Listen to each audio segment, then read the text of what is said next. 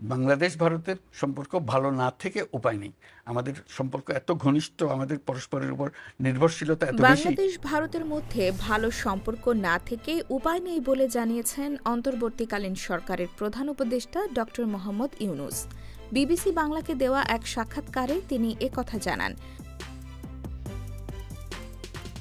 সাক্ষাৎকারে বিবিসি বাংলার সম্পাদক মীর সাব্বির প্রধান উপদেষ্টা ডক্টর মোহাম্মদ ইউনূসকে প্রশ্ন করেন, গণ অভ্যুত্থানের পর থেকে ভারতের সঙ্গে বাংলাদেশের সম্পর্কের একটি অবনতি দেখা গেছে।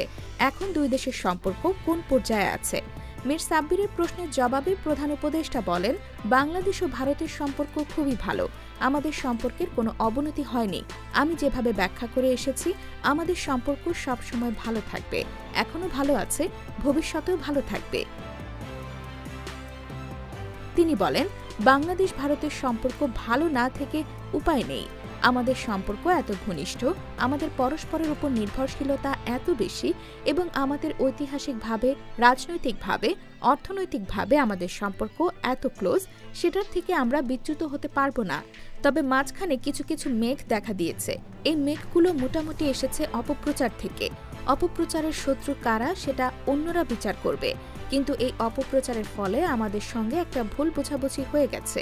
এই ভুল বোঝাবুঝি থেকে আমরা উত্তরণের চেষ্টা করছি, তবে মূল সম্পর্কের মধ্যে কোনো ঘাটতি তৈরি হয়নি।